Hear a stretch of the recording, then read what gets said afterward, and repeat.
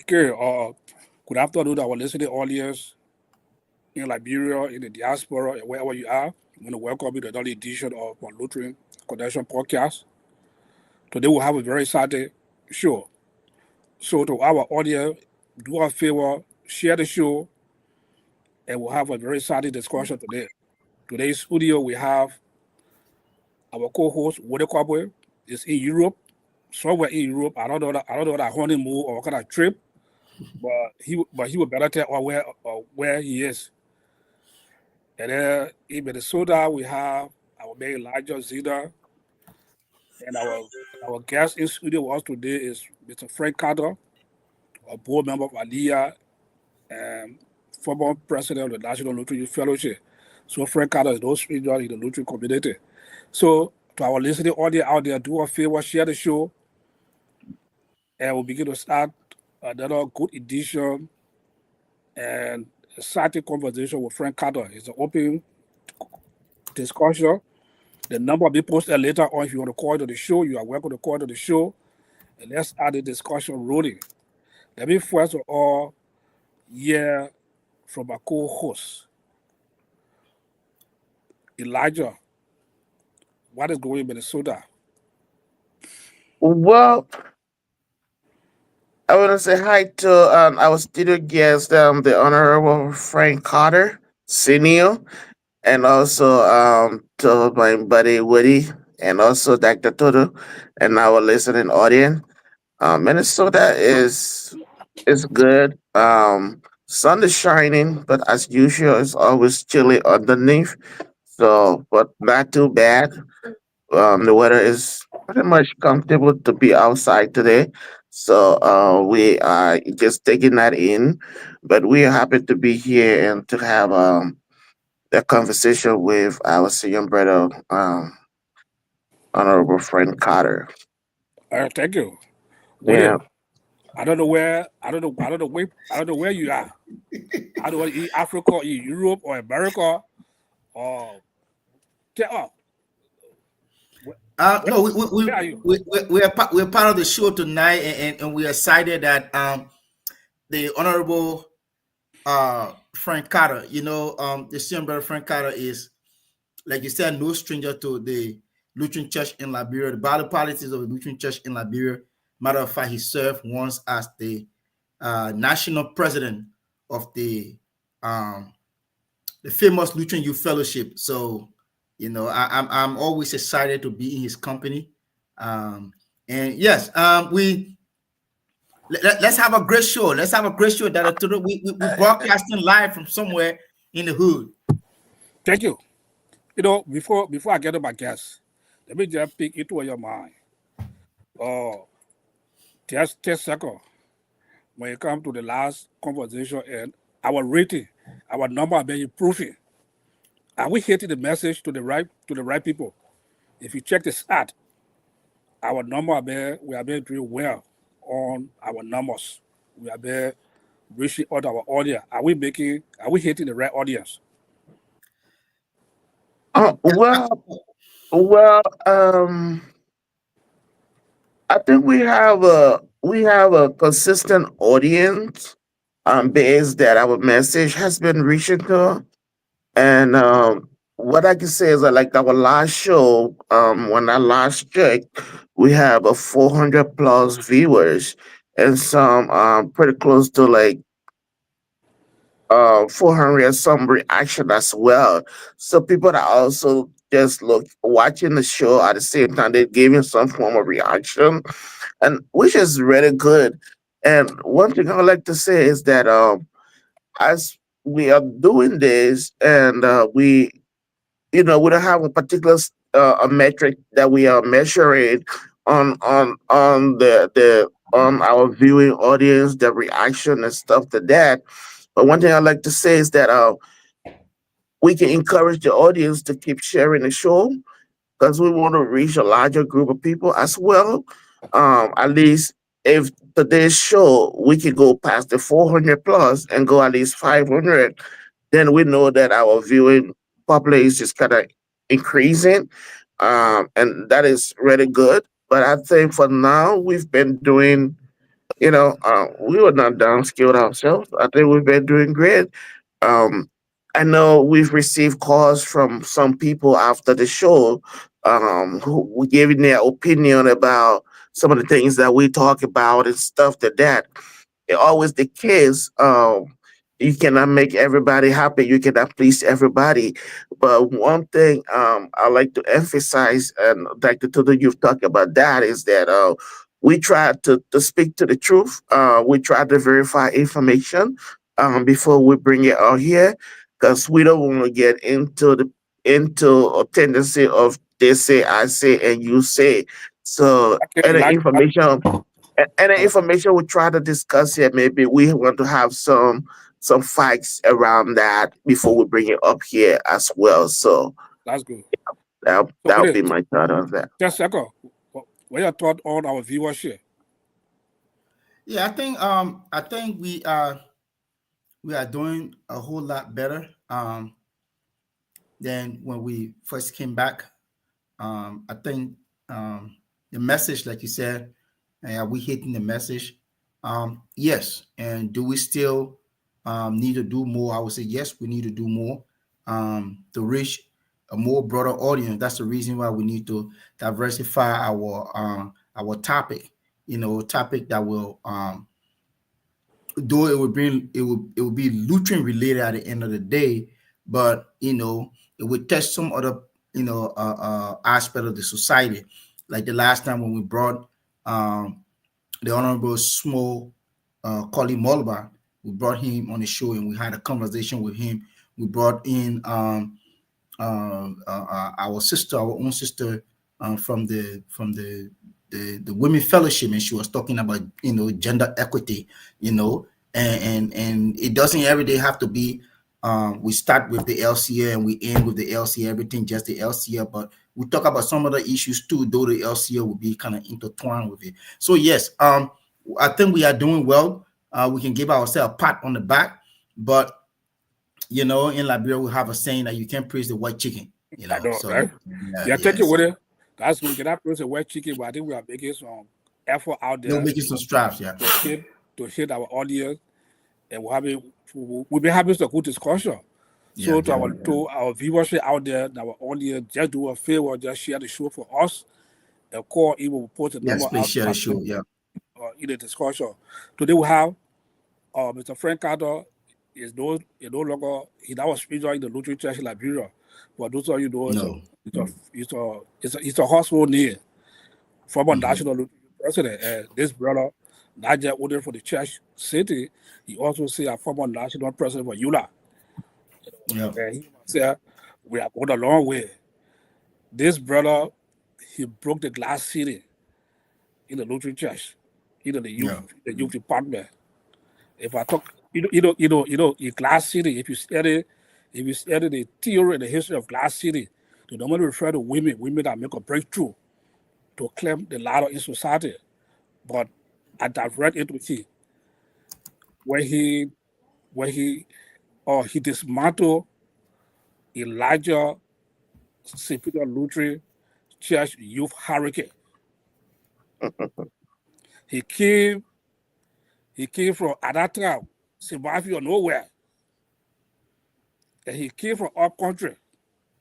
And he broke the glass ceiling in the youth at that time when we were acting in the youth, and he Mm-hmm. became the national youth president. And I always tell him, I was not part of the camp, I was part of the Peter Wilson camp. We were saying, who would be Frank Carter? Where you coming from? Oh, they said I one boy from Banga. He was in Zimbabwe, but he broke that glass city, and he won that election. He became the national Lutheran president. And through his leadership, we saw the transformation that the National Lutheran Fellowship went through and opened the doors for people like Elijah then to serve and become National Lutheran president. So Frank Carter is no stranger in the Lutheran Church Liberia. He has played a serious role in the church and even the formation of Aliyah. When we formed Aliyah, the very first meeting we organized for to establish Aliyah, he was part of that meeting. The first constitution that we drafted for Aliyah, he was part of that constitution committee when I was the chairman of the committee. We drafted the first constitution of Aliyah. So he had contributed a lot. He know the hurricane, the Lutheran Church in Liberia, and even the diaspora. So we are glad to have him on the show today to be us to question, to hear from you when it comes to issue in the church. You talk about accountability. We come to how the church is functioning. We had Brother Sister Goya some time ago. He talked about National Lutheran Youth Fellowship proposal. And then the other day we were talking about the Luther FN. The other time we were talking about the Lutheran University. So we are here to play into the mind of Mr. Carter. So Mr. Carter, I want to say welcome. That I told you before you go forward, I just want to remind you that the guest you have on the show today is from a parish that you need you can't question him because he knows what the topic is for today. And I want you to emphasize, please emphasize where he's from. He came from St. Matthew. Thank you very much. I want you to emphasize where he's from. St. Matthew. St. Matthew under the Tapore.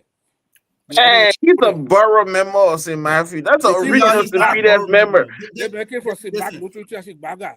This man is an organic St. Matthew member. Organic. Yeah, a lot of guests to cut the cake back. This man came from St. Matthew. He seek refuge in St. Matthew. When under the Tapore. The man was a refugee member of St. Matthew. The man is the original member. Yeah, a lot of guests to say where he's from. From St. Matthew.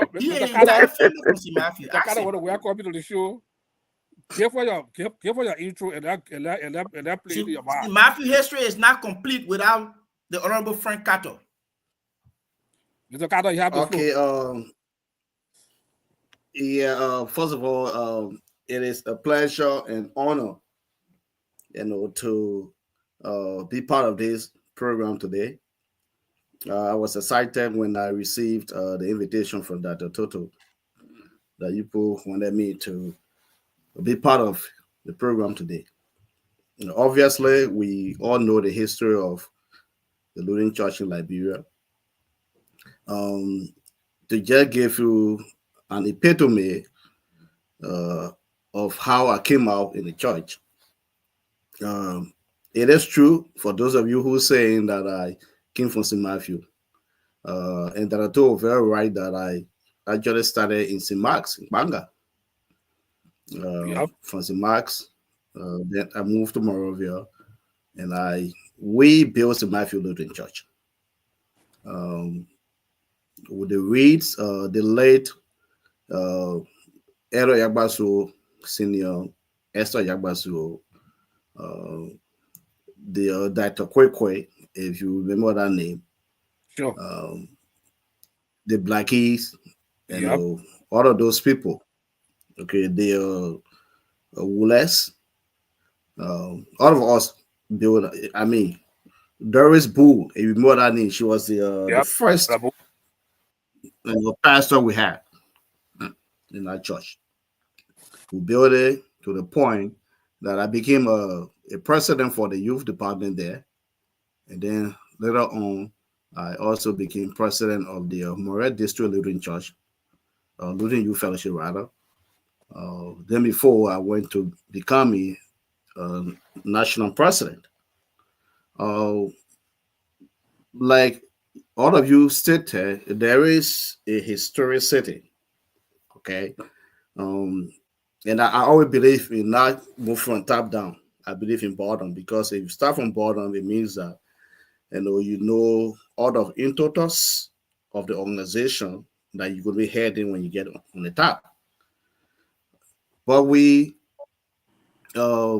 tell you a little bit of my family, Frank Carter got his wife, Cripple Carter, here in Columbus. We are living in Columbus since I came over here. I have 3 children, 2 girls and a boy.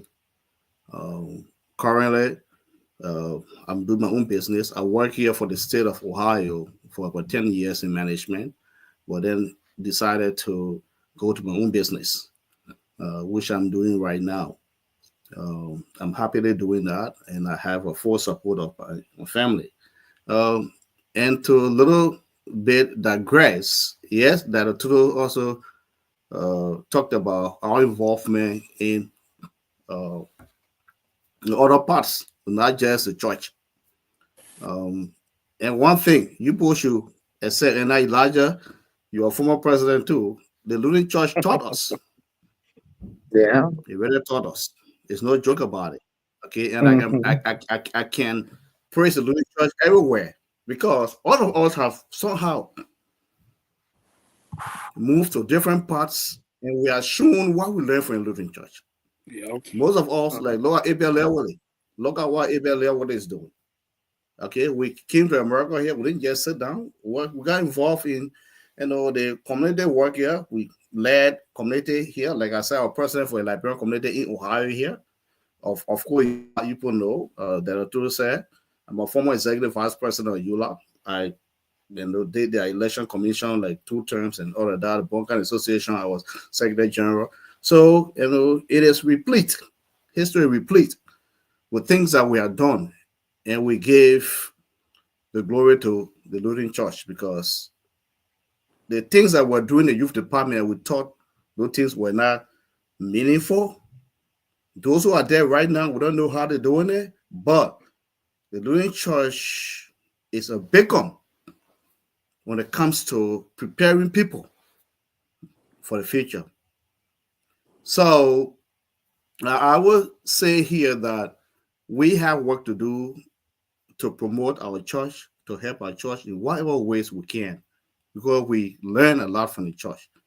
And the church has prepared us to reach to the point we find ourselves today. So we need to contribute back to the church.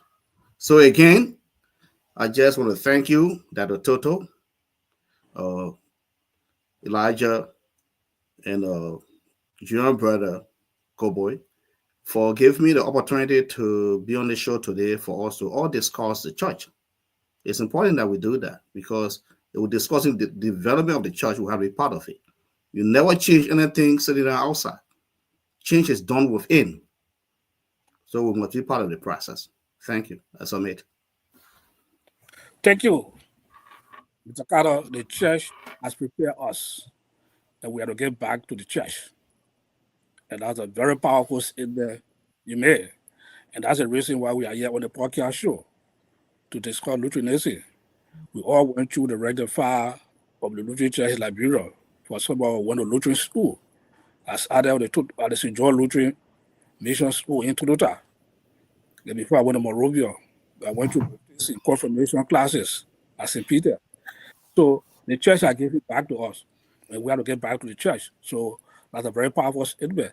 Before I bring in my co-host Elijah to quiz you, but as a question, let me just ask you this question. When you were national Lutheran president, okay, let me put it this way.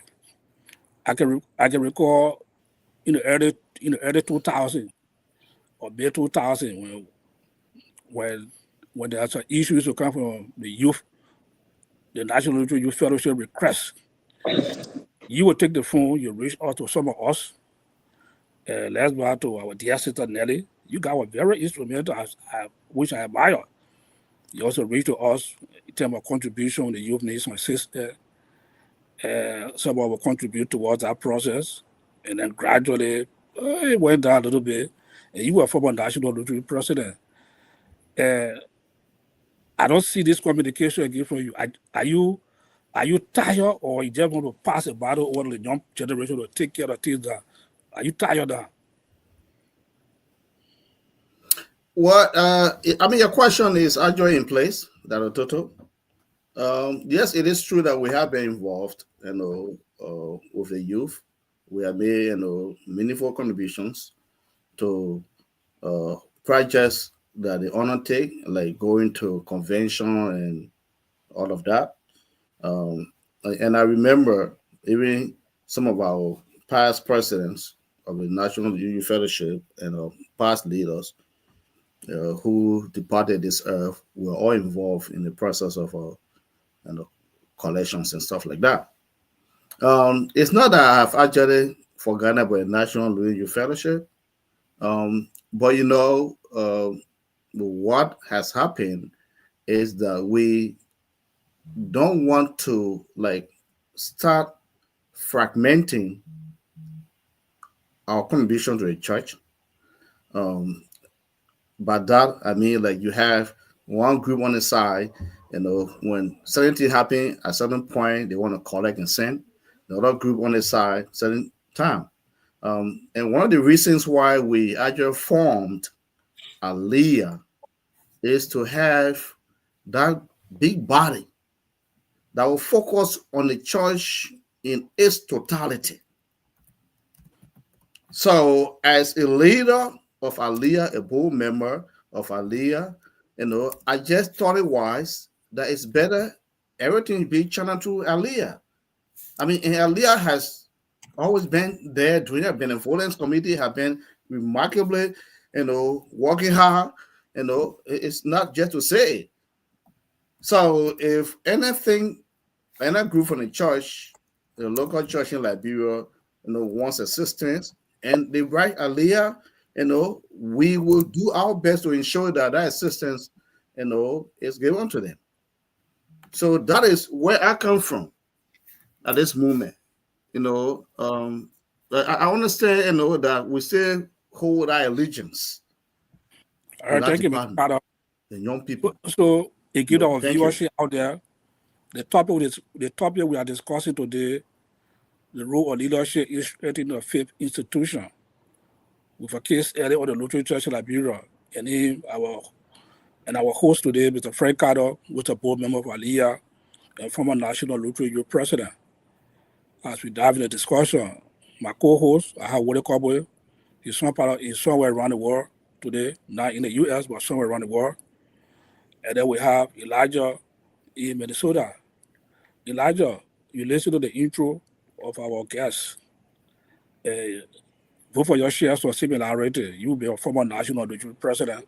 You be a former national youth president. So, what is your take? What question do you have for him? First of all, I want to say welcome again, CM brother, to the show.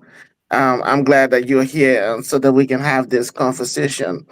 Like CM brother rightly said, our loyalty is to the Lutheran Church in Liberia, based on the fact that we've learned so much through this church, given given the opportunity that we were able to experience during the church, during our time when we were active as, uh, you know, um active leaders in the church back then, and we are still. But we should not fragment our contribution towards the LCL. It has to be holistic, even though we have our commitment and loyalty to certain departments. But at least sometimes we have to take the holistic approach in order to address issues concerning the LCL. So with that, CM brother, I want to focus my questions around stewardship of the LCL. And basically with a case study with the Jensen administration. Because that's the immediate past leadership. I want to focus my question on the Jensen's administration. And the reason I'm focusing my attention on the Jensen's administration, this during this period before Jensen became a bishop of the LCL, there was this real vigorous enthusiasm about him becoming the bishop, and about the kind of a transformation that the LCO will kind of experience underneath his leadership as a person who have resided in the US for so many years, working in the diaspora for so many years. So I want to look at the stewardship of our church, and maybe you can diversify the way you want it, or you can address it the way you want to do it. But before I get to the question, but specifically, let's look at like stewardship, with the popular definition that from Wikipedia. It says stewardship is a practice committed to ethical values that embody responsible planning and management of resources. The concept of stewardship can be applied to the environment and nature, economics, health, property, information theology, not theology, but technology and cultural resources. Cultural resources. So when you hear stewardship, we talk about what ethical values. So when it comes to our church, over the years, with the Jensen leadership being a case study, how you think the stewardship of our church, not the churches, but our church over the years has been, in your view or in your opinion? Did the Jensen leadership actually steward the church properly or not? Thank you, Brother Zena, for your question. Um, if you look at our church time in memorial, I'm talking from letting that go all the way down, but from Dick's administration, uh, all the way to the point of Palmer's administration. Um, there have been ups and downs.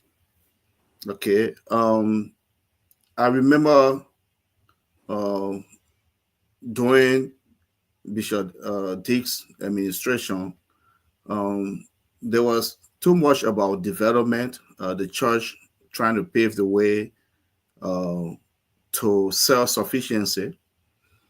That did not happen. And then Bishop Harris came in. He had his own vision. We're discussing the same thing. Church was also going towards agriculture, as a way. And then I believe even some of the parishes, including St. Matthew, were doing their own little agricultural projects. Honorable Mark Bolo and myself, I remember he and I, when I was youth president, he was heading agriculture department in St. Matthew, somewhere around Dupuro Junction. We had a chicken poultry there, that the church spent some money on. Now you can see that people have intentions. The churches, local churches, local branches, and the national, everybody had intention to do something. But I think the way those intentions, were put into a framework to achieve something, did not go the right way. So eventually, things did not work well.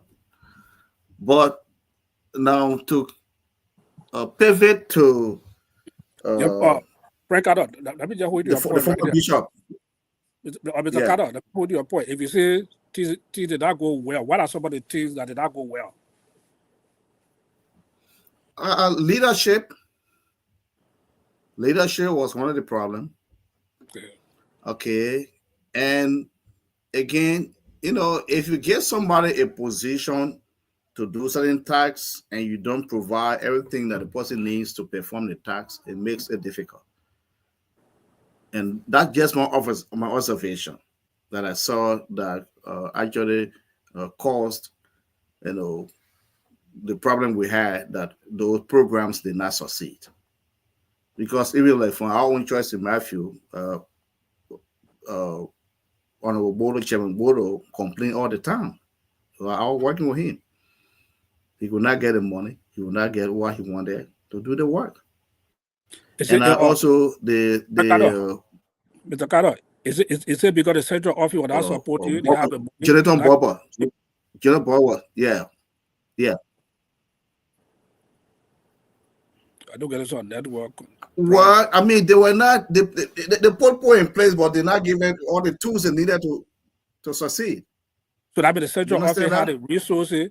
They gave you resources. Well, the central office had the resources, but I also believe, maybe they may have different focus, or way of thinking how the work should be done.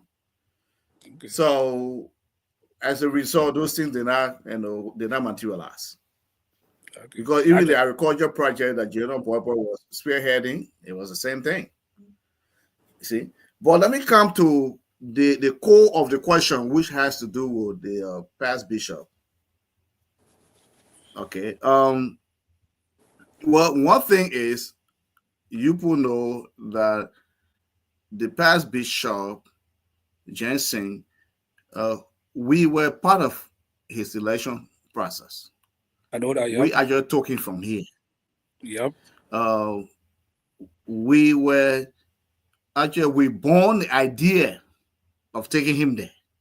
We sat down with him, talking to the late Bishop Dix, where we discussed that he was going.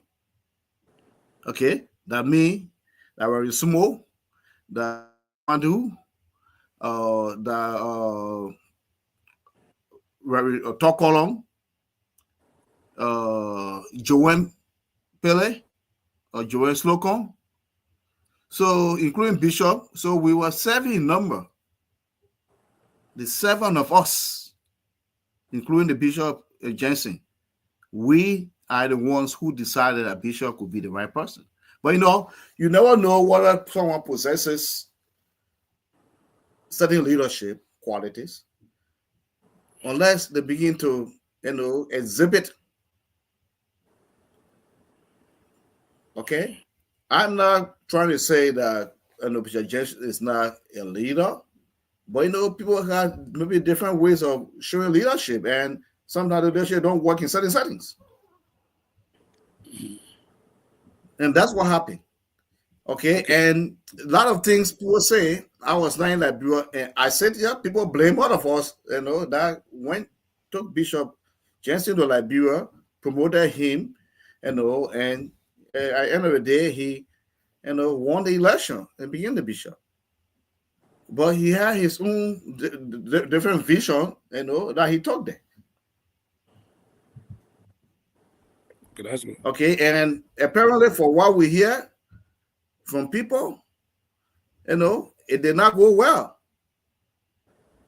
because people did not agree with his vision. Now, there is a key point here that we also have to look at, because when somebody comes from a different terrain and comes to your house, and everybody in your house, is focusing on that person, and the intention is to seek the failure of that person, that makes it difficult, right? Yeah. Because it is true that he went there, with different vision, and even if the visions he carried, were not welcomed, or people did not see them as, things that will propel the church. But I think there was need for people to make suggestions that will help to see whether they can be able to thwart some of the things that he's thinking to change them in the rightful direction. Okay, that's true. But for all the time he was there, as I learned, yeah, go ahead. No, let me bring Elijah in. Let's try to make a response very short before Okay.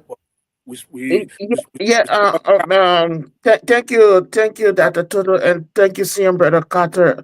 I understand where you come from about when it comes to the leadership style. But when you read Matthew 25:14 to 30, like it covers the whole thing about stewardship within the church, which is a really broad topic when it comes to management of what God has entrusted us with. But I want us to narrow this down to the LCA and the leadership.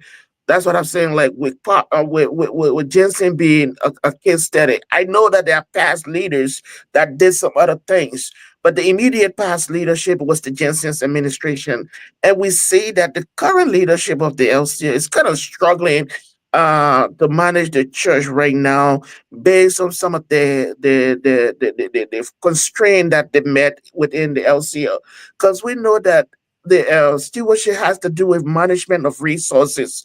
In the church, that would be the offering of the people, the property of the church, the spiritual life of the church, because they have to manage the theology of the church as well. So, in your view, in your opinion, do you think that the immediate leadership of the LCL manage the resources of the LCL properly? Well, I wouldn't give a yes or no on a question like this, because I know I've gone to Liberia. I've spoken with people there in the church, and I also spoken with Bishop Jensen himself. Okay, and what I infer from my interactions with the two different sides is that they not work together. When you said two different sides, what you mean? Two different sides means the bishop being one side, and the other people who are also part of the members, decision makers in the church on the other side. Okay, so they did not work together. And that, I mean, in any development, that is major. If you don't work together, you will not succeed.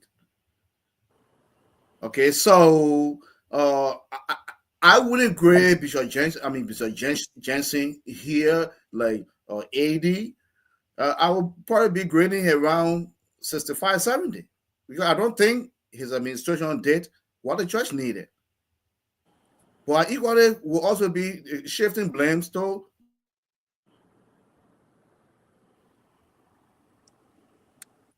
Could not hear you. because leadership.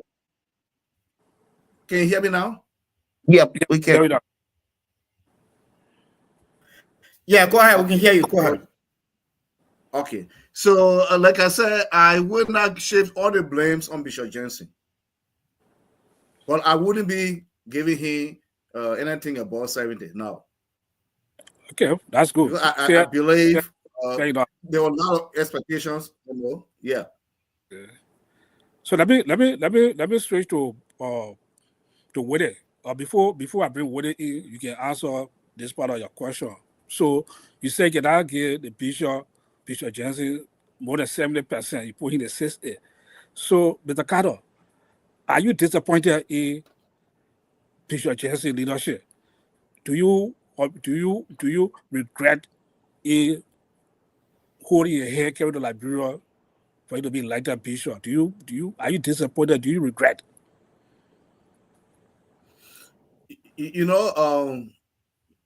As a church, a Christian, I always try to be careful. I like to polish my diction, because sometimes people can misconstrue and they understand things differently when you say it. I will not say I'm disappointed in Jensen, but I will say here that I believe his administration did not do well. Good. Okay, I had him at high esteem, but I believe his administration did not do well. All right, that's good. Good question. Fair enough. Yeah. Woody, I know you are some part of, I don't know where you are. You're some part of around the world. So, Thank you, Director. take it from here. Same brother. Same brother Carter. From what I'm gathering from you is administration is continuity. Correct? Yes, you are right. Okay, good. So, and what I'm trying to gather from you is that the administration prior to Bishop Siankulu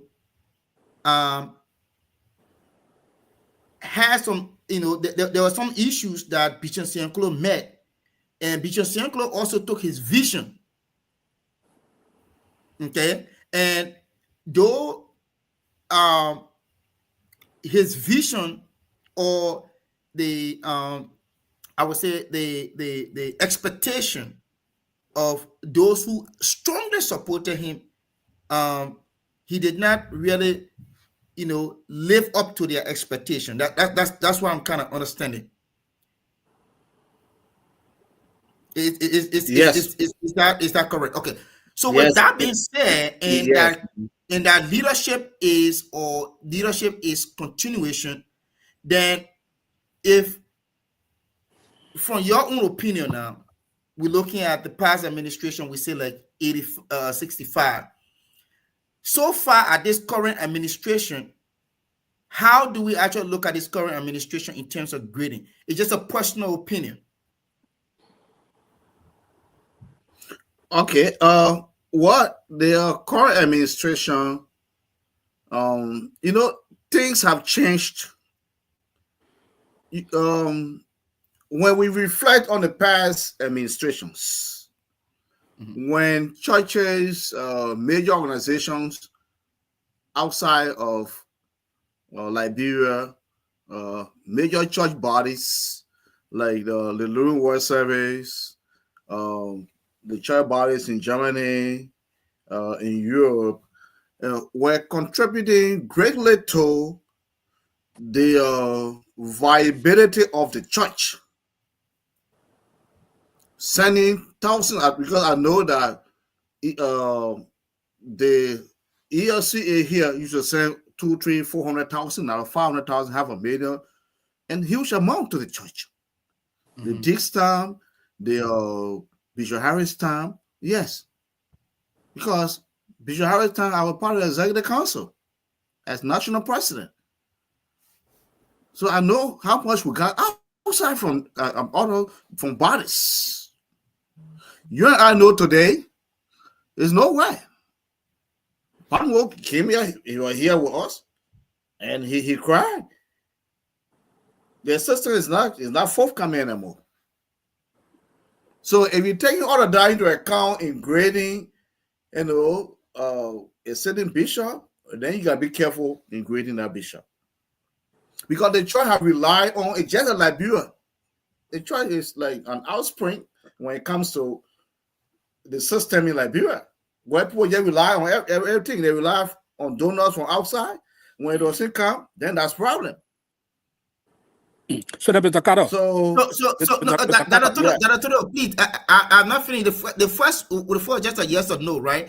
And the reason why go ahead, Senator Carter, because I just want to ask I'm you. just trying to give a little premise. I know that I'm totally concerned with the time. I just trying to give a little premise. Let me just. It's a point. I just want to make a point. I'm not going to ask a question. I want to make a point. You come back. You have your time. I just want to tap into his discussion. You were part of the executive council during Bishop Harris time. And if I understood you well, you guys have a good supposed basis that were put into the church at that time. So was there an issue of accountability that were not forthcoming at that time that have caused the current leadership to be sure they will get international support? Is that what you're trying to say?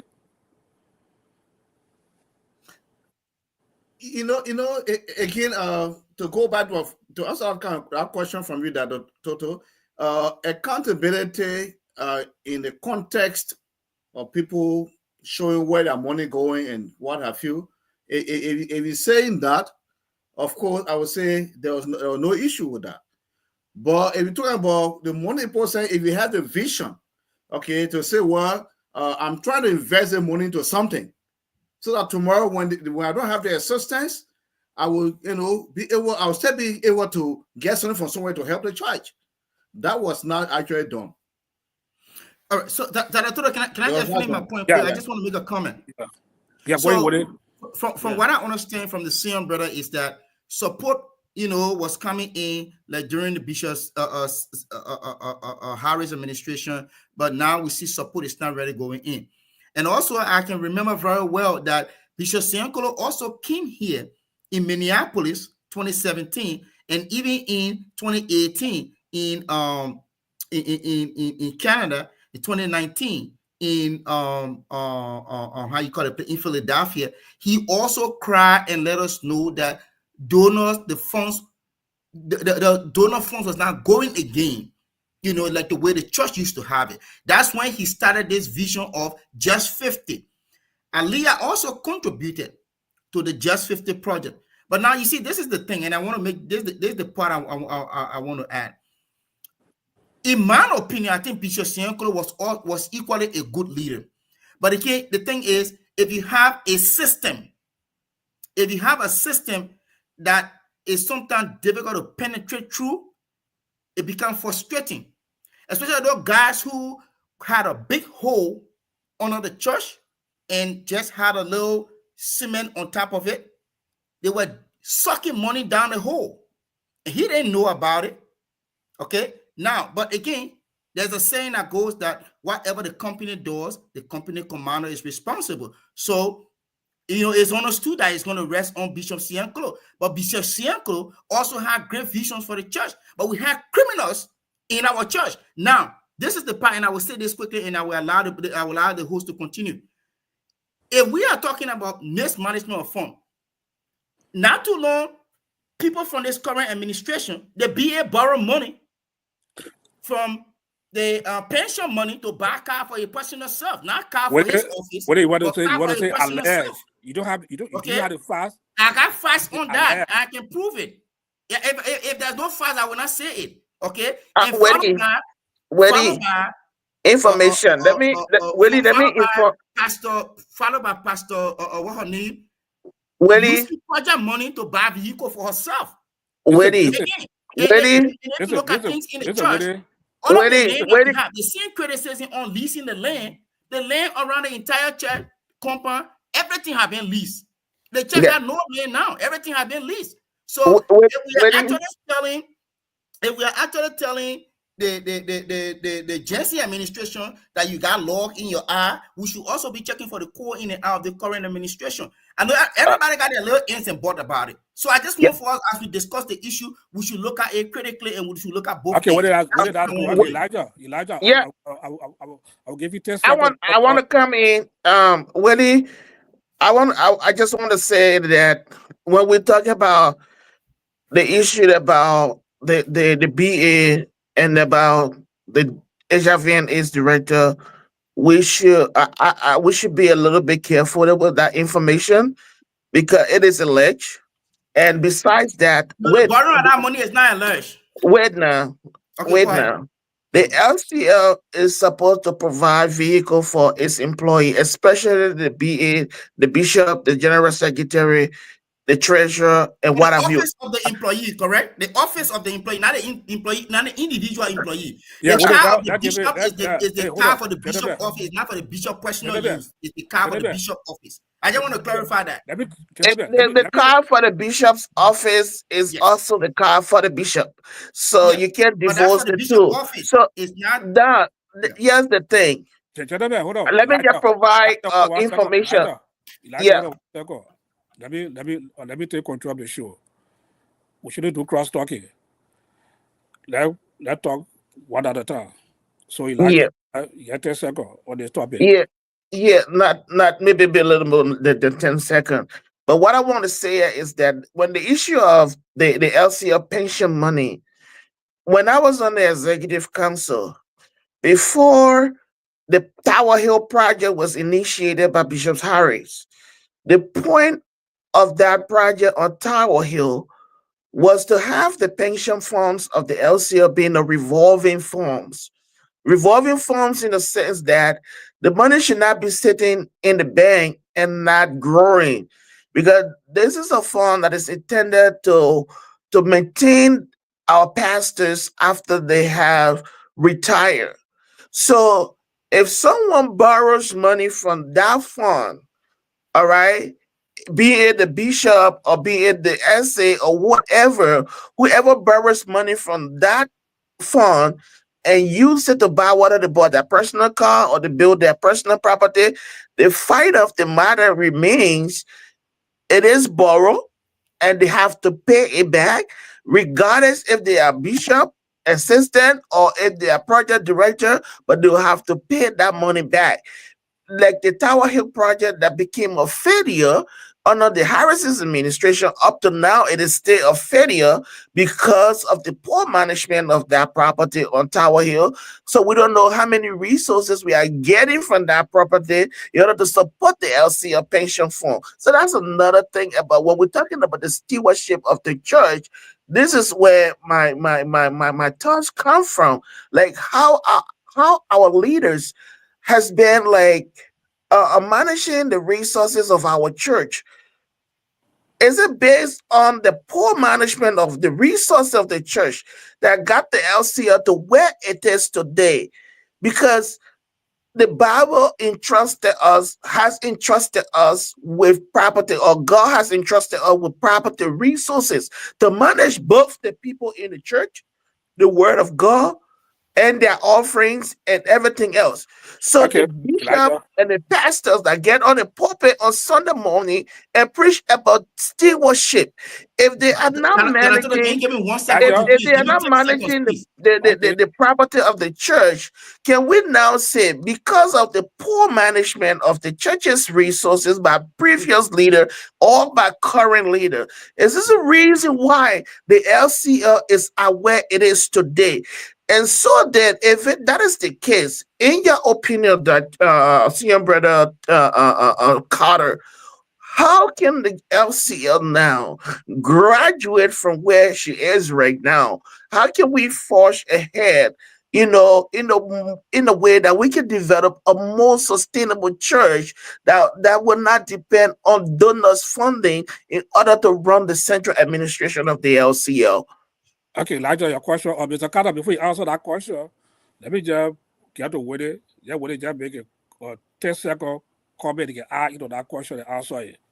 Yeah. So with the question just now from my dear brother and fellow co-host Elijah, I do agree with him. That question makes sense.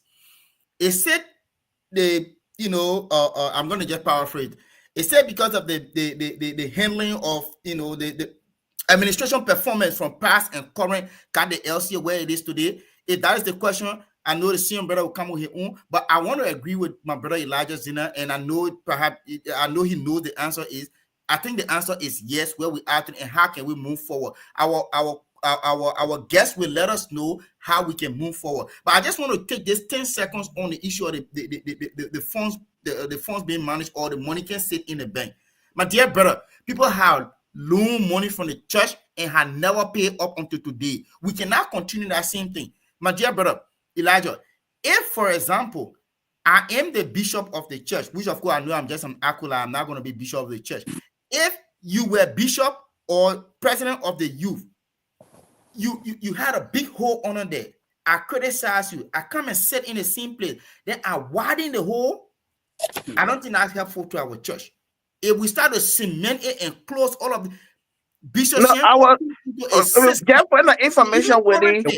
Just for the information with it. The treasurer hired Point of his information with it. I come in, my dear brother. The treasurer hired his nephew as procurement officer.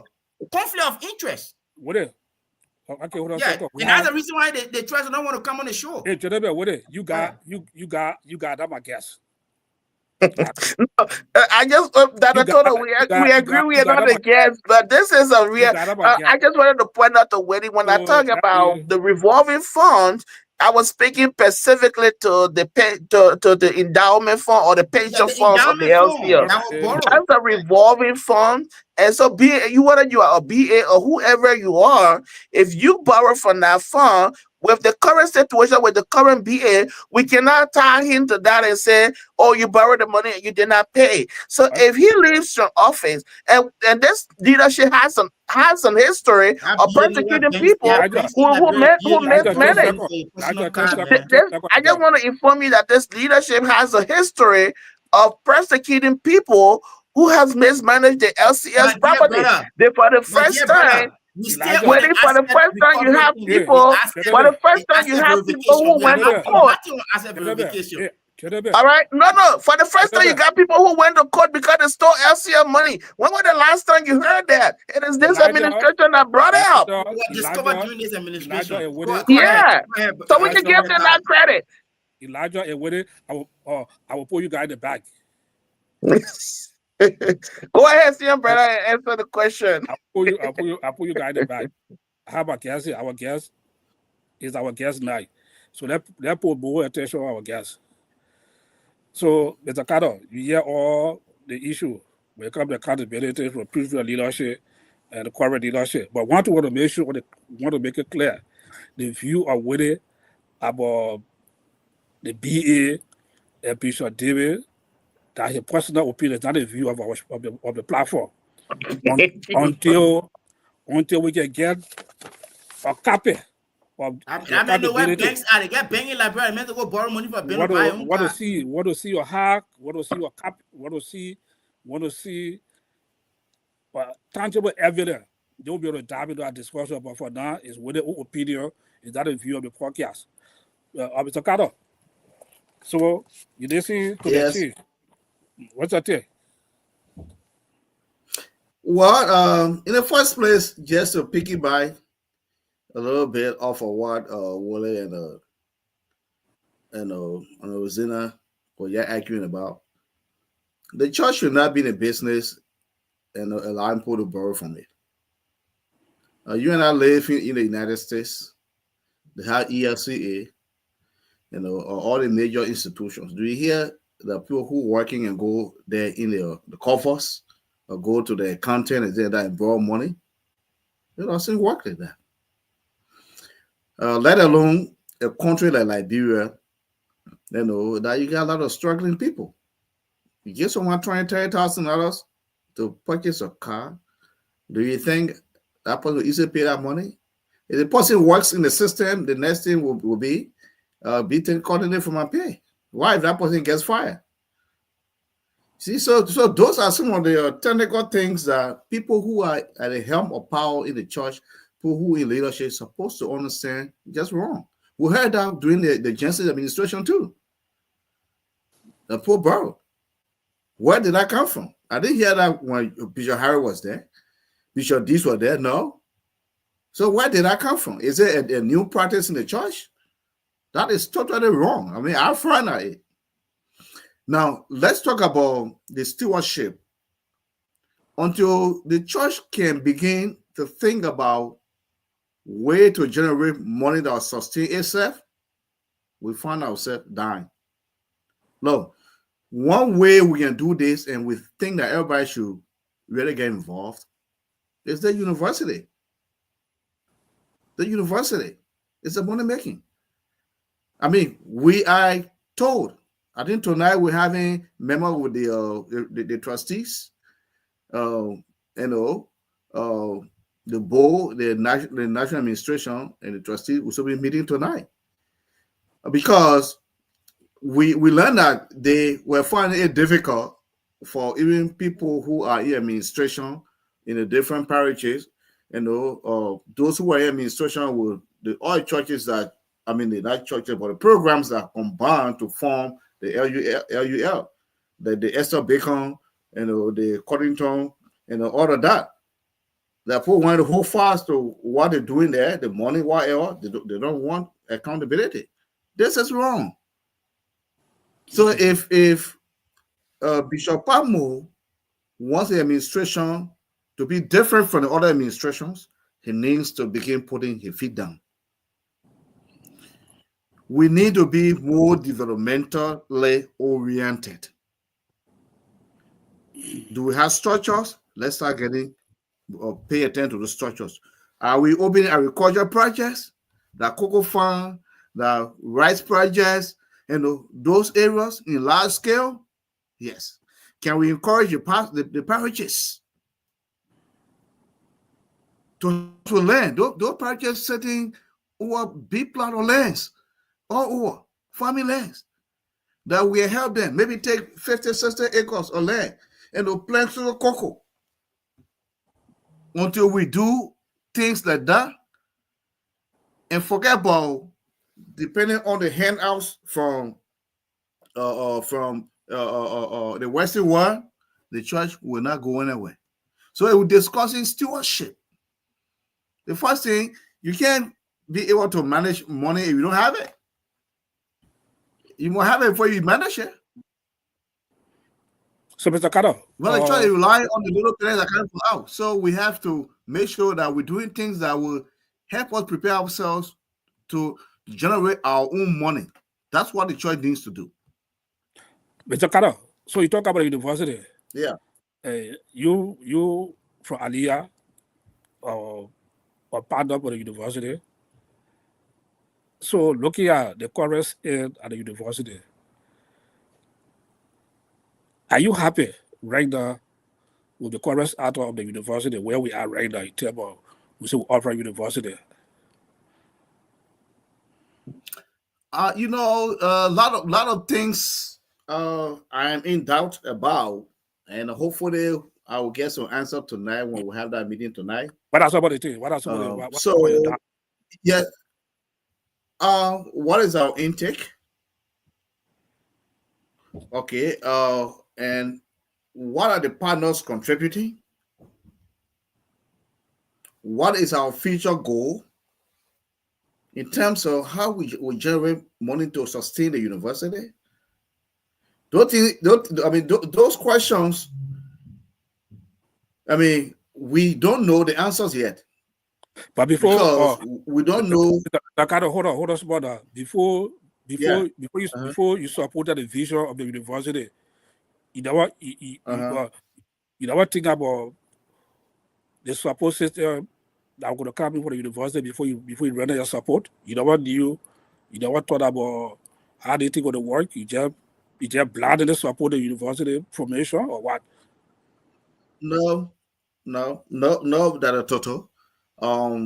When the formation of the university, the discussion was not a one-day discussion. It was actually for years.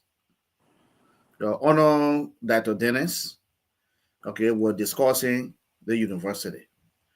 Okay, even when the Canada, when Bishop Jensen came over, we discussed the university.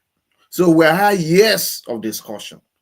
Okay, but when you put in place a team of people to do certain job, and give them responsibility, now the rest of it, they got to do it and come to you and then ask you what role you can play in the process. We got trusteeship. We got people, being on the board, unless you come and tell me. And I don't know much about what happened to the university, as I tell you, until we meet tonight. All I hear is what is happening there. What is happening there, they are all rumors. I don't know. So I don't know what they're going through. Okay, that's good. With it. Yeah. Do we want to recognize our guests? Sure. Yeah, let's recognize some of our guests. That is a tradition of this program. We can post a number for everybody to call to contribute. Exactly. We have Brother Cesar Guia, as you all know. Cesar Guia is from the parish that can wreck check and bounce. He and Elijah Zina. That's where they're coming from. See, Matthew never wreck check and bounce. So he got a comment here. He said, okay, I want to read it in part. He said, I've gained nothing earthly from the Lutheran Church in Liberia, LCL, but my love for the Lutheran Church in Liberia is undying. I've seen how the church evangelized through the hospital and schools to the least fortunate. The church needs to create more conditions for its members and give back. Forever a Lutheran. Yes, that's good. Forever a Lutheran. Mr. Carter key note on some of the questions concern. Yeah, some of those points. Yeah. So he said, okay, he did not. Okay, he understood his vision, and was tangible. The asking was if he was teachable. Okay. That's Brother Kuya again. I was Brother Johnson, Victoria Johnson from Ambadan to Paris. Brother Judomu Colley, he's from St. Matthews. Royal Jerome Jala, that's the former president of National Lutheran Fellowship. Brother Sonny George said, hi gentlemen, we had discussed this issue for over 2 years now. There is a need to now look forward. What can we do going forward to grow the church in spite of past leadership errors? And this might help us move ahead with caution. You see, anyway, I will go down to the other, but I just want to make a point to this.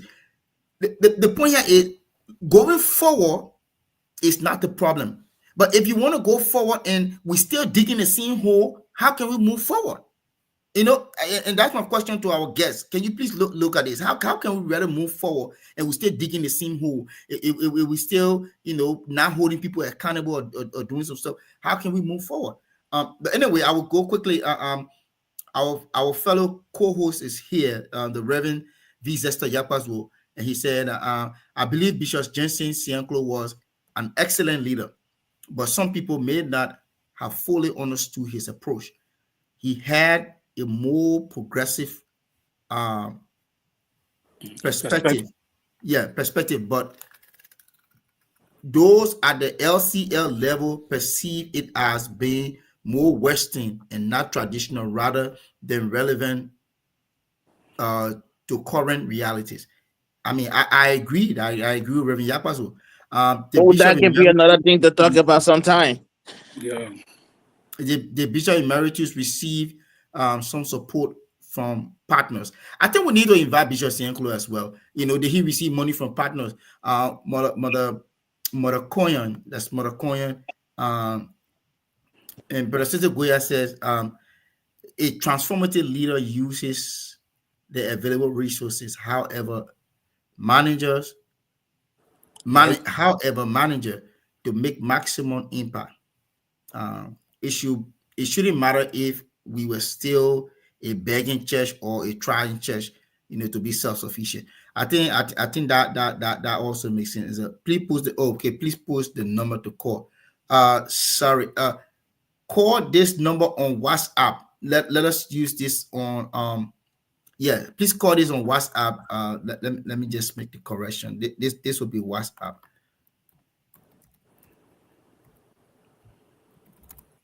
Yeah, this will be WhatsApp. Please call this number on WhatsApp, please. All right. The next one is okay. You should okay. He was asking me. He said I should stop making the case for excuses for incompetent leadership. No, I'm not actually making an excuse. The Reverend Small Kokolo, he said the show is very noisy tonight. Okay, sorry, Reverend Kokolo. Sis Dominic Hannah, we are Lutherans. We Lutheran need to double our effort, man. That's true. I agree with you. And he said, Raguya again said, Mr. Carter, has the university shared its profit sharing information? Well, I mean that's for Mr. Carter. And so I want to make money from the 401k investment in the Lutheran I want to University. get money from my 401k. Yeah. So Damoin. I'm following from Liberia. Our mother again. I'm wait. All right. Brother Judomo Kali, take note of this. It said how many times do you guys meet as board member to discuss issue about the university? Can you tell us the current progress and challenges? That will be a question for the board. We're going to invite the board. Then Reverend Yakwasu again, he said, in all seriousness, it is laughable to claim that Bishop Jensen did not know his own staff. While being away from the LCL for 20 years is one thing. This does not apply to Jensen, as many people can attest that he was consistently in and out during that time. So those are some of the comments and some of our people. I think you saw some of the comments. Brother Carter, if you care to comment on some of them. Yeah, I think. Yeah, go ahead, Dado. No, go ahead. Yeah. Oh, sure. Okay. What Sese was making some good asking some good questions. Obviously the bowl, like I wouldn't want to go deep into the bowl. I'm not representing the bowl here tonight. The discussion is about something else. But the bowl is quite aware that it has a major role to play when it comes to the sustenance of the university.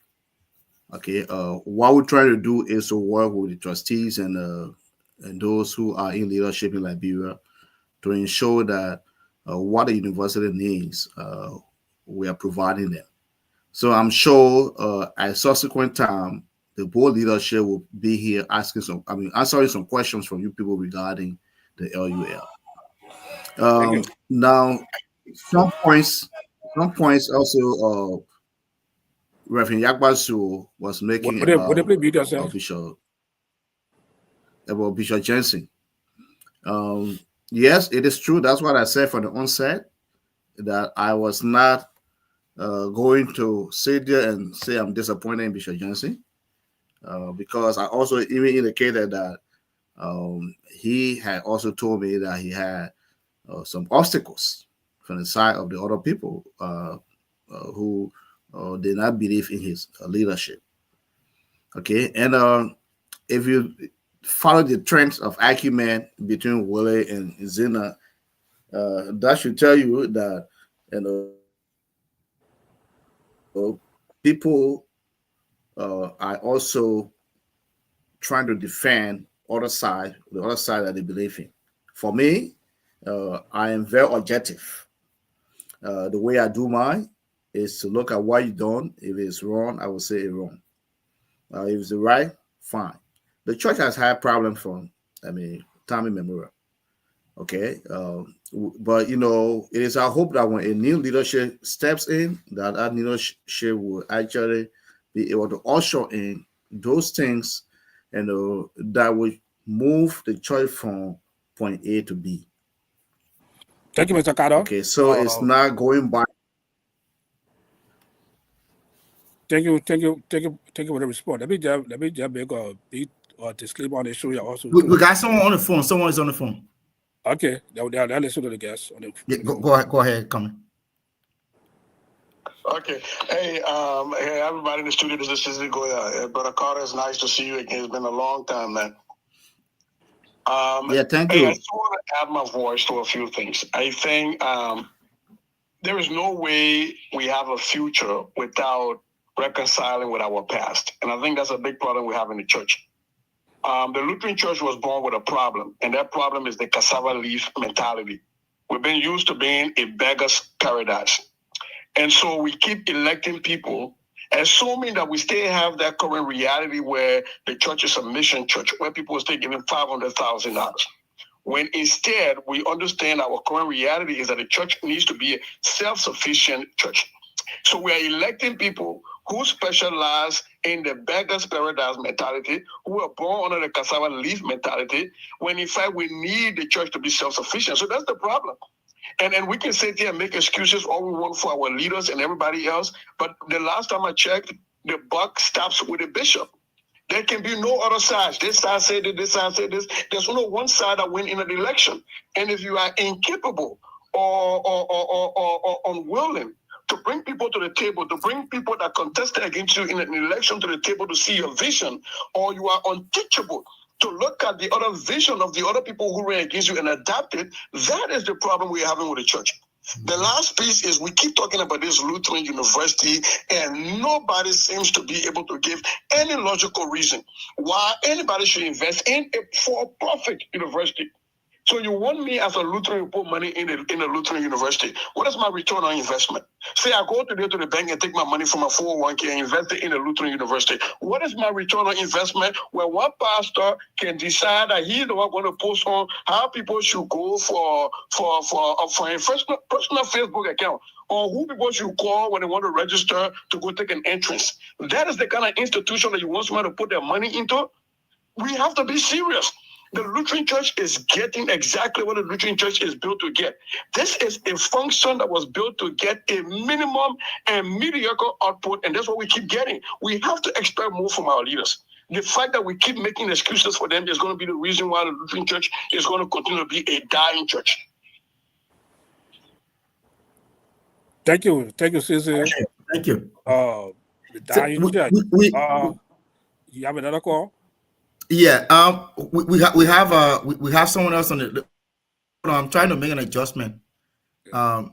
Okay, we have someone else on the line. Hold on one second. I'm just trying to make an adjustment. Yeah, go ahead. State your name and your comment, please.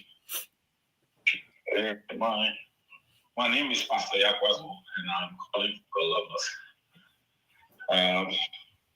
Thank you guys again for the show. I appreciate the time, and especially with my own big brother friend, F. Carter, on the show tonight as your guest. Yeah. And I think Caesar spoke my mind. And until we get to the point where we see this church to be other than the way the missionary gave it to us and come to adapt to current reality, we're not going to go anywhere. We got to start finding ways and means to generate fundings for this church on our own. Gone are the days when we rely on partners because things are high everywhere. Partnership, ecumenism is good. Partnership is good. But in those partnership and ecumenism, the issue about dependency on finances coming from partners and ecumenical friends, I know more.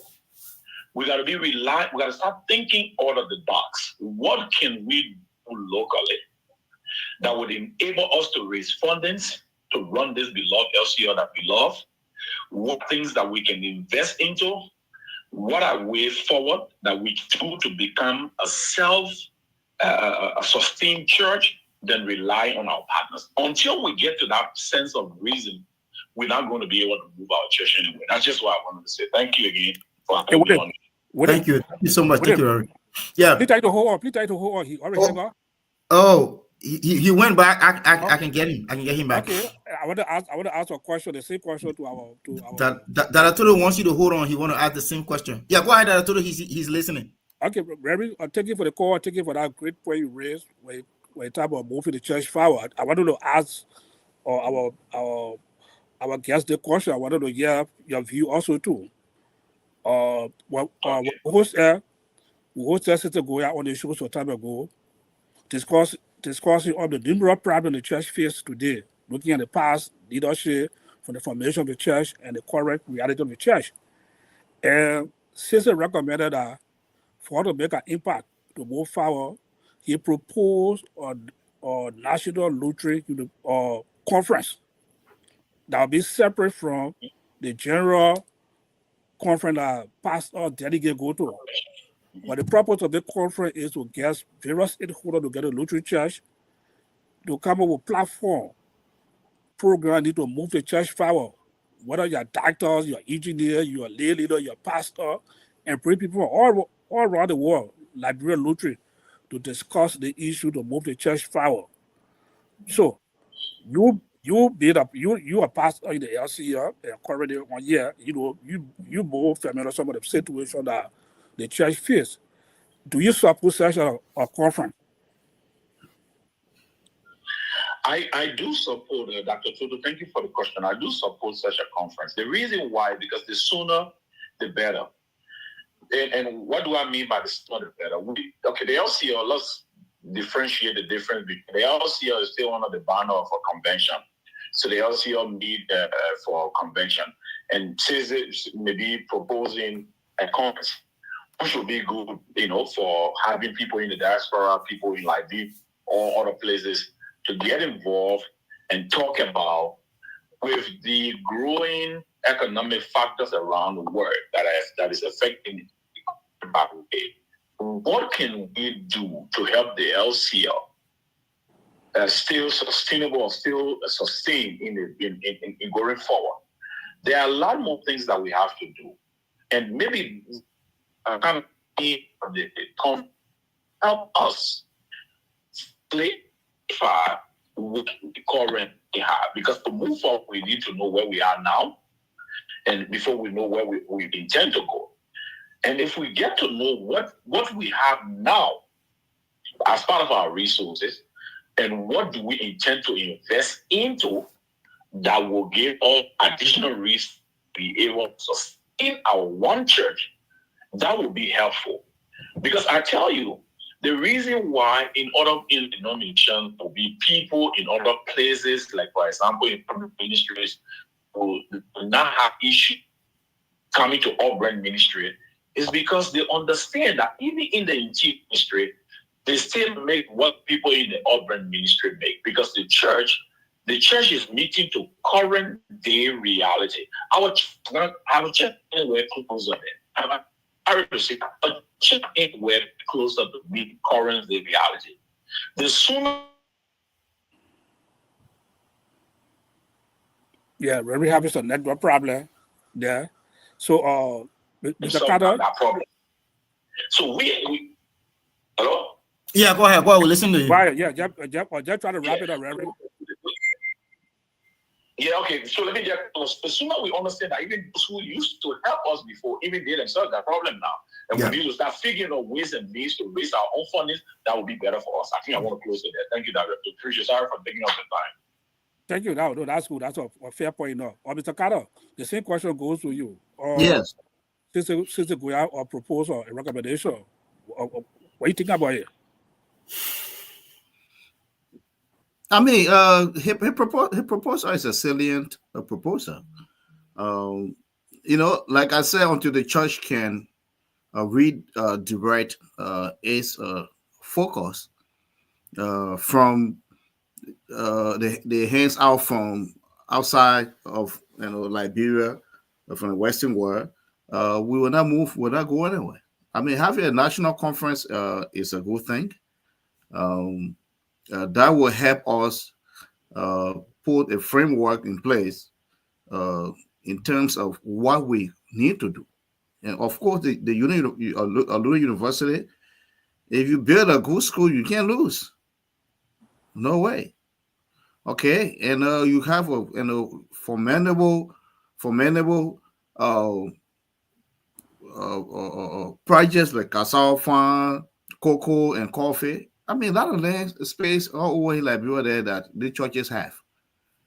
But if we don't put the vision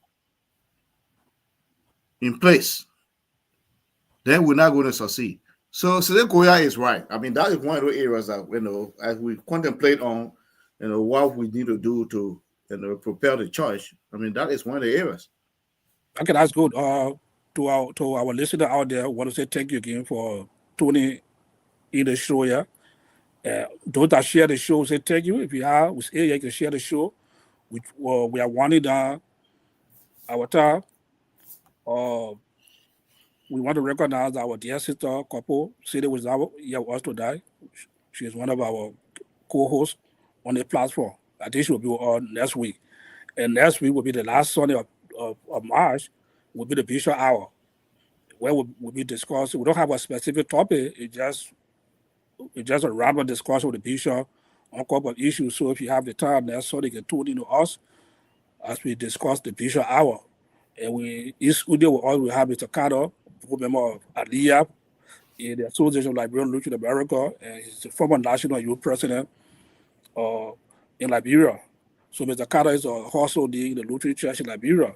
So as we wind down this show, I will ask my two co-hosts if they have one question or comment to ask our guests. I will start with you for Willie. Yeah, thank you so much, Dr. Tudo, and thanks to our host. Sorry, not our host, but our guests. Sorry, our guests, Brother Carter, and all of those who contributed, to the show this evening. Mine is not a question. I just want to thank him for availing himself to be on the show, and I like the fact that he said that when we are looking at issues in the church, we should look at it, on a more objective way. So it shouldn't be only, taking interest in a certain area, and I agree with him on that, because if we are saying that the sun is shining, and if we are saying that sunrise, we should say sunset, or if we're saying that it's raining, then we should also say that sun is shining. But I really do appreciate him. Great show today. We miss our sister, the only lady on the show, Sis Couple Silly. We do miss her today. Next Sunday is going to be Bishop Hour, and the month of April is going to be all Couple Silly. She's going to be the host of our show. So yeah, we can't wait. We can't wait for April. Thank you. Elijah? Thank you, Dr. Toto, and I want to say thank you to our guest today, CM Brother Carter. It was really good having you on this show. And it was one question that I asked. I don't know whether you answered the question. I had to drive and I changed my location. You all can tell. It was the issue about what's the way forward. Like Sonny George, CM Brother Sonny George rightly said, we've been talking about the challenges within the LCF for a very long time. And we have had different guests on this show.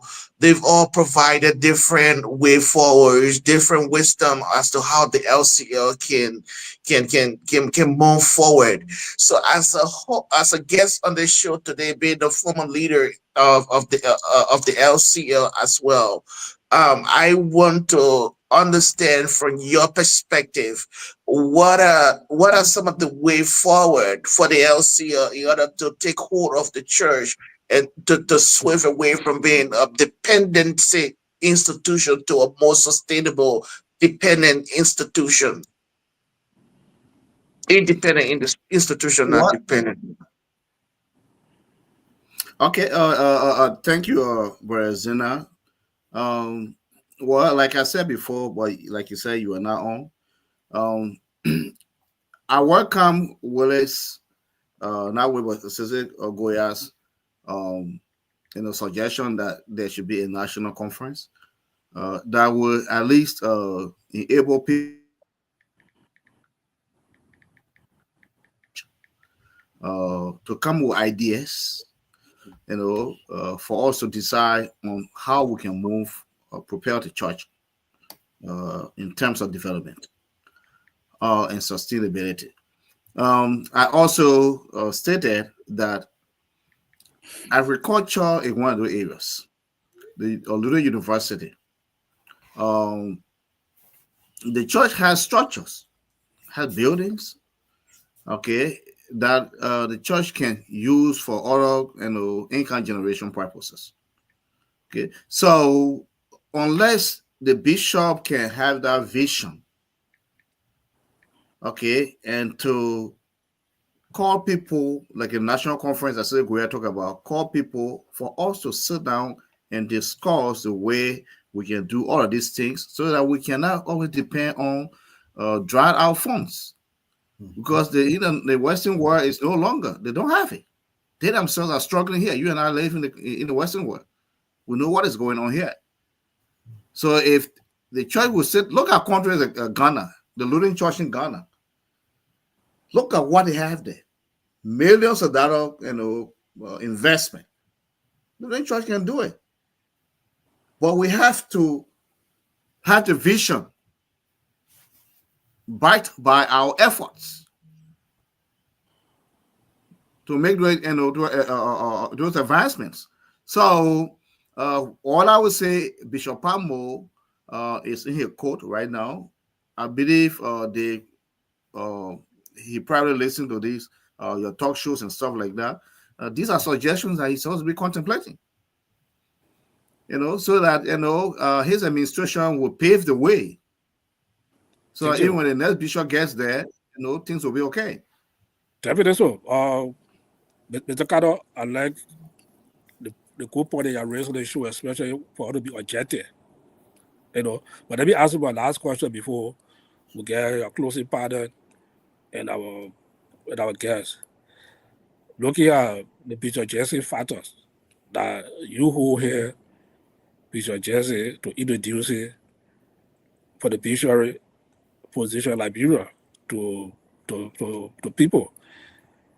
He offered the diaspora, we saw the difficulties he faced to transition in Liberia to navigate his way. You say if you go grade him, you grade him the system, which is in our academic study. I am a professor. I teach. But I give somebody the system, I'm in the field. Now we have other pastors in the diaspora also to be able to so maybe for relocation academic from contribution for Liberia and the diaspora. And one day they may want to return to Liberia also to the contest a bishop or bishop election, and they come to you, Mr. Carter, you been a prominent person in the Lutheran Church, or also the looking at Bishop Jensen field leadership. Are you willing to hold anybody here get a diaspora to carry them, introduce them to geopolitics in the Lutheran Church in Liberia? Oh yes, I would because or I would. Let me say this. Bishop Jensen, Jensen played a very major role here before he went to Liberia. I did not know him. I knew him from Liberia, where he's in Max. Okay, he was a pastor there. He left and came to the United States. Okay, but I didn't know exactly his vision, how his vision could change the church. Okay, So, and so at the time we're Mr. moving Carter, from. hold on now. Let So me, you just supported what his vision. no, let me come in. I'll just make a point. Let me end my point. Yeah, let me make my point. Okay, Bishop Jensen had, like I said, he had a good position with the ERCA here, and the role he was playing, that in itself just made me to grow that interest that he could, his leadership could translate into something else in Liberia. Okay, now this is the thing. Sometimes, you don't know 100% of a person. You don't. Now, if anybody is leaving from here to go to Liberia and will want, my support to go become a bishop, obviously my criteria set to support you at this time will be different from what I set for Bishop Jensen. That's what I say. Yeah. So that be learn a lesson. I mean, to live, that's why it is. You always have to be in the learning process. All right, thank you, gentlemen.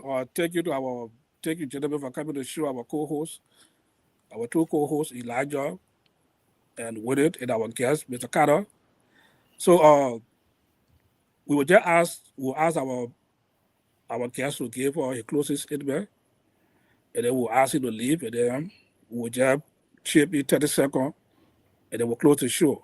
So, Mr. Carter, thank you for coming, and thank you to all our guests out there, our viewership again. That's a very good show tonight. We can see the comment, the trending going on. Thank you for your participation, and we'll look forward to see you on next Sunday for the Bishop Hour. So, Mr. Carter, you want to give us your closing statement, and then we can ask you to leave, and then the team will stay for 30 seconds. Okay. Thank you, Dr. Toto. Thank you, my own Nigerian brothers, brother Zena and brother Willie. It was actually an opportunity for me to form part of your discussion today. In place, you can call upon me at any time. Once I have the time, I would love to always come to this show. This is informative.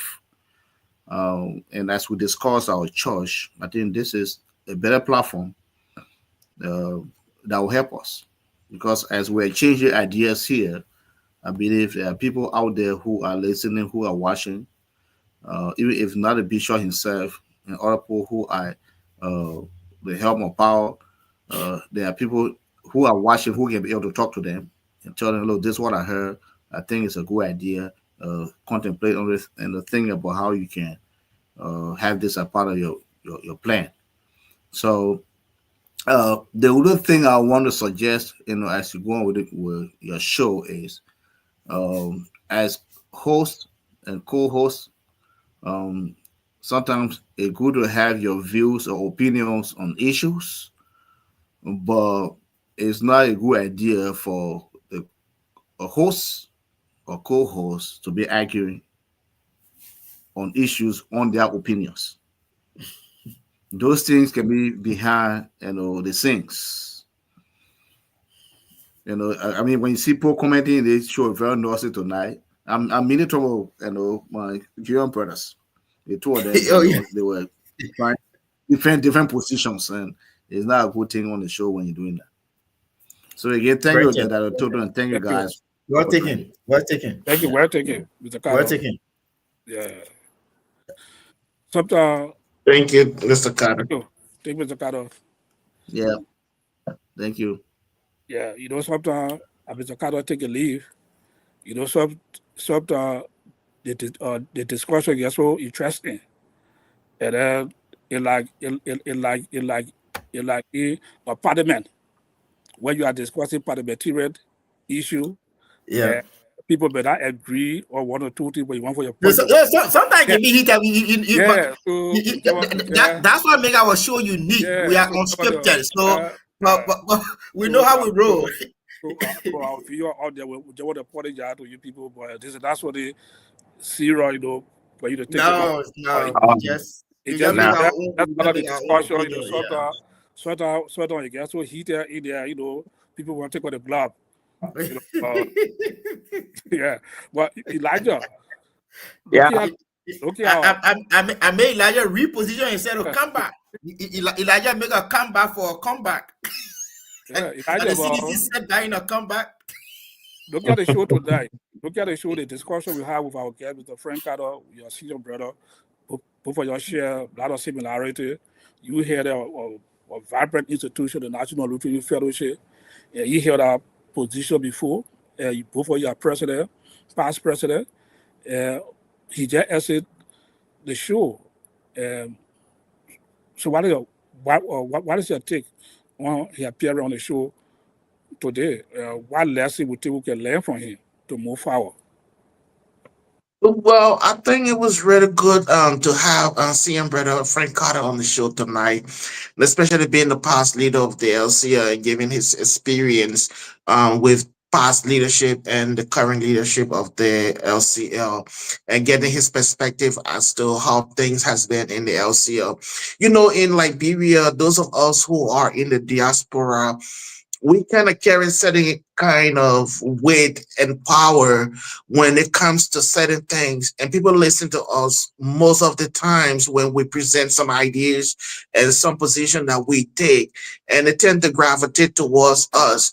And I really appreciate the fact that he could come on the show tonight and say, you know what, I was one of those person who brought Bishop Jensen on board, and this is what we did. We sought the blessing of the late Bishop Dix. We got his blessing, and then we took Jensen to Liberia and advocated, and we spoke to the people in the LCA, and then eventually Bishop Jensen became a bishop of the LCA. But in his opinion, Bishop Jensen's leadership was a failure, and this current leadership should be able to learn from what the Justice administration did and build upon those failures and try to build a sustainable church. And I think that is very good. We bring people on this show in order to explore opportunities or ideas that will help the leadership of the current administration of the LCO. We don't come here to ridicule anybody. We talk about these topics not in the negative form, but in order to spark opportunities. What can we learn from what happened in the past, and what can we build upon in order to have a better institution?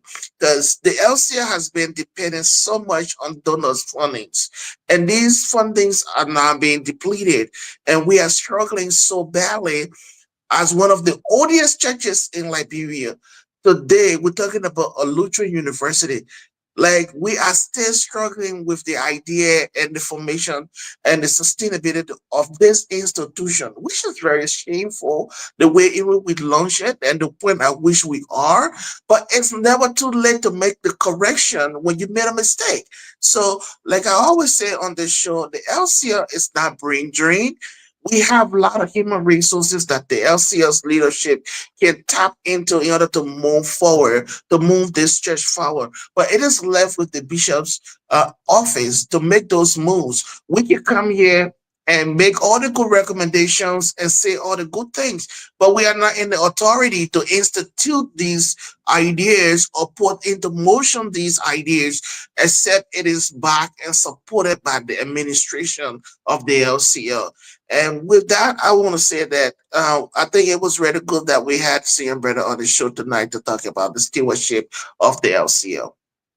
Thank you, Elijah, for that very powerful statement. And to our viewer out there, those of you that are keeping late after the recognition was done, we want to say welcome to the show. Before Woody gave a closing statement that he will take us home, again, we want to say thank you for tuning into the show. That's sort of be the Bishop hour. We'll have the Bishop on the show. It will be another good discussing point. If you have to participate in the show, we encourage people to call to the show to question the Bishop any question on my way come to the Lutheran Church in Liberia. This is our church. And for some of all who were born in the Lutheran Church, I can recall when I first came to America, and then I went to the Lutheran Church that I wanted to be affiliating with, Zion Lutheran Church. And then they have a form to filter your preacher church, how long you want to be in the church. And I laughed and I put infinity. So when the pastor called me, well, we just a little bit of coffee talk discussion, He said, Joy, how long were you in the church in Liberia travel? I said, Larry, I was born in the church. I didn't know the year. Because my parents were born in the church, and I also too were born in the church also too. So I can't give you a particular year that this is the year that I spent in the Lutheran Church in Liberia. So this is where we come from. We have a deep passion. We have our root is in the Lutheran Church. That's the reason why for some we travel out of Liberia. We give back. We form an organization, Aliyah, in the diaspora, and also we help to form also the Lutheran University. So we are part of the process. So when we come on this show here to discuss our church, we are not being so negative. We want to see the positive direction of the church, and we hope people look at it from that perspective. When we reach out to you as a host to come on the show, we want to welcome you so we can have a fruitful discussion to give the way forward of the church. I think I read a comment from Brother Sonny George. He said we should be looking at the way forward to discuss the church, and that's the reason why we are here. Your comment, your suggestion, want to discuss the way forward of the church. We love the church here. We want to be part of the process, and that's the reason why we have taken our time to come here. So we say thank you all for coming, and also for my people in Totota. They have the Totota Lutheran Mission Homecoming will be coming, or if I reach out to be they appointed me to be the chairman for the diaspora committee for the homecoming in Totota, the St. John Lutheran School, where I went to school there in Totota. So for those of you that are in the diaspora, let's support the homecoming of the Lutheran, or the homecoming of St. John Lutheran in Totota, Lower Palm County. We'll be calling some of you up the phone so we can have a discussion. So with it, this is where we are. Another good show today. I know you saw part of you around the world. You'll tell us where you are. I mean, check your message. I mean, check your message. But anyway, listen. Yeah. So give your closest email. And sure. The show today, as all of our shows, the show today is another great show.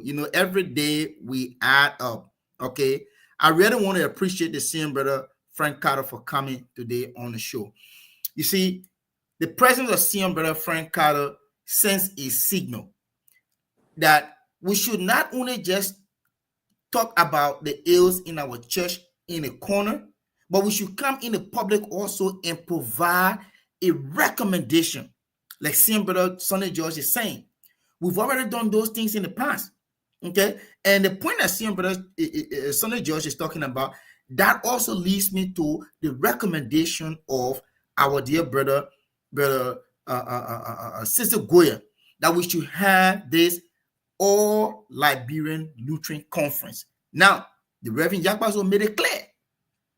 LCL will always have her convention, but this is a conference for a specific purpose.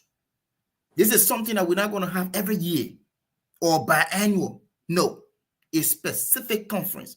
That's why we're going to take our time and study all of the modalities, and work towards the success of this the successful implementation of this conference. Once, because the suggestion has been made, we want now to put ideas together and move forward. I want to say this quickly, that, like you said, Dr. coming on the show, we do not just come on the show to badmouth an institution. This is one of my regrets, that the past leadership, with the exception of the former Secretary General, B Sister Naomi Ford Wilson, she's the only one who has appeared on the show. I think she appeared twice or something, either once or twice. Besides that, all of the others, okay, sorry, I will take this back. Majority are staying in the back. Okay, come on the show. Let's clarify what is happening. Who told you that some things are not happening currently? And to the point that Brother Elijah made, saying that build on the past mistake is good. Let's build on the past mistake and look and making progress for the future. But how do we build on the past mistake when, for example, Elijah and myself had disagreement? They are going on ELBC and start writing how you call an op-ed. Okay, I started writing an op-ed in ELBC where Elijah and myself were just working together. He and myself were just working together. Then I leave from there, I go straight to ELBC and start telling people to start broadcasting things about my Lutheran connection. I think he and I should be able to sit together like the Bible says. You see, these are some of the things that get some of the members in the church to say, listen, but what's going on? If these people who should be preaching the gospel to us, telling us that we should be able to reconcile with one another, but they're going on the extreme. Why go to a radio station? Have you exhausted every means to sit with your brother and talk with him? You haven't done so. So I want to encourage everyone. I want to encourage, and sorry if I be more specific, I want to encourage our mother, Christina Pangbai. We'll reach out to her. We want to encourage our mother, May Kandakai. We want to encourage our father, the Bishop Jensen Siankolo, Mother Siankolo. We want to encourage all of you to come on the show. It's not only about coming to defend, but come and provide information for clarification so that doubts will not be there. Okay? So that doubts will not be there. Because I know sure well that if Bishop Jensen Siankolo fails so miserably, the ELCA will not still be sending contribution to the church. Yes, still the ELCA is sending her contribution, at the same time deducting what the church owes the ELCA. So it means that there were some gains made. But again, I still stand to my point. The church, there's a cartel in the church like Liberia. There's a cartel in the church. In order to break through that cartel, you have to be very strong. And we see it happening again. It's creeping in the current administration. So again, good show. Yeah, there's a cartel in the church. But good show, folks. We want to thank you all so much for following us. And if our host is ready, then we can just sign up on our on our signature. Yeah. So we want to bring the show to end, like you said. We want to break through the cartel. Definitely. So it's a gradual process. That's why we're here to discuss the issue. And we need to come on the show to say it as it is, so that the cartel can know that people are watching them. So to all our viewers out there, thank you. Good show. So what they can take off home. Thank you.